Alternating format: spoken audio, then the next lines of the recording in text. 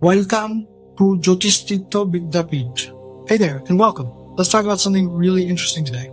It comes from an ancient philosophy called Vastu Shastra, and it poses a pretty wild question. What if the key to your success isn't just about working harder? What if it's actually hidden in the energy of your own home? I mean, we've all been there, right?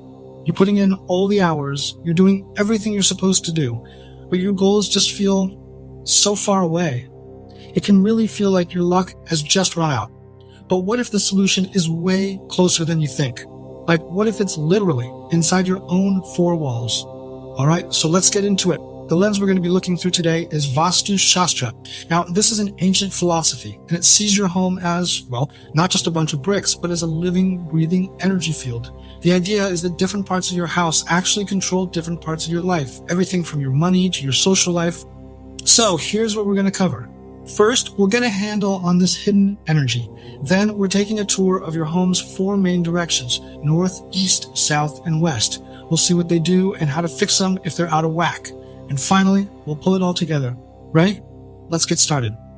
Okay, first things first, we need to talk about what Vastu even means by wealth. Because, it's not just about cash. So when Vastu talks about wealth, it's not just about what's in your bank account. It's way bigger than that. Think of it as a whole package. It's about getting those financial opportunities, sure, but it's also about having the mental clarity and knowledge to actually act on them. It's about happiness, well-being, having strong social connections, and yeah, of course, good old cash flow is part of it too. And the cool thing is, each direction in your home is supposed to bring in a different piece of this puzzle. Alright, let's jump into our first direction. We're starting with the north. Now in Vastu, this is a big one. It's basically the main gateway for new opportunities and money to come into your life. You can think of it as the front door for all the good stuff. Now this is where it gets really interesting, because you can start to see how these ancient ideas connect to everyday problems. Have you ever had a project get stuck right at the very end? Or maybe you're always chasing down payments that people owe you. Well, Vastu would say, hey, that might be a sign that the north zone in your house is blocked. It's like the flow of opportunity is hitting a traffic jam right at your doorstep.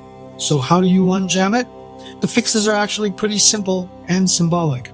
You can add some green plants because that brings in growth energy. Placing a conch shell is said to help attract the right clients and opportunities. But this next one is super important. You have to get rid of any red items in that area. Why? Well, the north is a water element zone and red is a fire element color. And we all know what happens when you mix fire and water. They just cancel each other out. Okay, next up, let's head to the east. This is the direction of the rising sun, and it's all about your social connections. We're talking about your influence, your reputation, and just how strong your network of friends and colleagues really is. So if your east is out of balance, you might start feeling kind of isolated, a little disconnected. And this is a big one. Maybe you're the one doing all the hard work, but someone else always seems to get the credit and the rewards. That's a classic sign that your personal power and influence are just leaking away. And check this out. This verse from the Hanuman Chalisa just perfectly sums up the energy of the East. It translates to, grant me strength, intelligence, and knowledge, and remove my afflictions. It's all about reclaiming that personal power.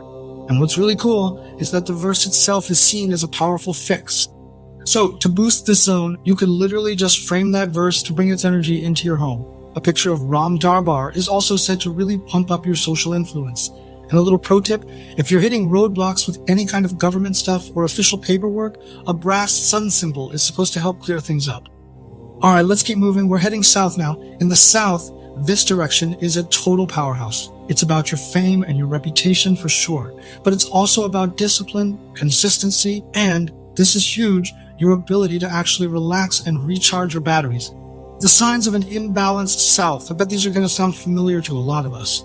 You start a new habit. Maybe you join a gym and you're all excited, and then you quit 2 days later.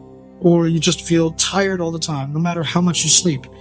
All of that lack of follow-through, that inability to really rest, Vastu says that points right to the south.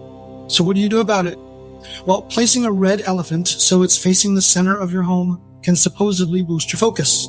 A picture of Panchamukhi Hanuman is also great for enhancing discipline. But, and this is a really important but, if you're going to use a sacred image like that, you have to keep that area pure. That means absolutely no meats or alcohol nearby. It's a critical part of the remedy. And that brings us to our last stop on our little tour, the West. The West is all about the payoff. It's about the profits, the gains, the results. Basically, the West is what makes sure that all your hard work actually turns into something you can see and feel. Yeah, this comparison really nails it. When your West is balanced, it's about getting the maximum gain for the minimum effort. It's about working smarter, not just harder. But when it's imbalanced, that whole equation flips on its head.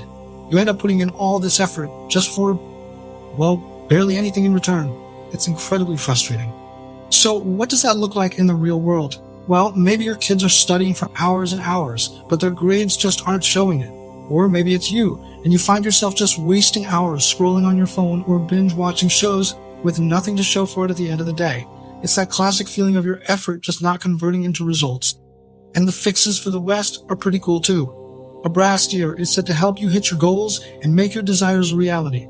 And if you're trying to get that discipline back and stop wasting time, a brass tortoise is supposed to be a really powerful tool for that. Okay, so we've done the full tour. North, east, south, west. We've looked at the problems and the potential fixes. But here's the most important part. The real magic isn't in just collecting a bunch of stuff. It's about using this information in a smart way. And this is the golden rule right here. Please, whatever you do, don't rush out and turn your home into some kind of Vastu museum. That's not the point. The real key is to diagnose what's going on in your life, pinpoint the single biggest issue you're facing right now.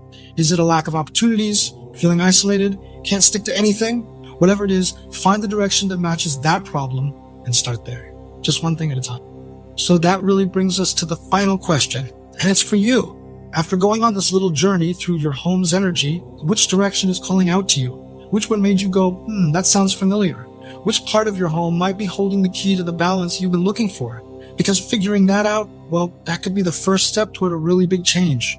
Thank you for watching the video. If you like the video, be sure to subscribe to the channel and stay with us by liking, sharing, and commenting.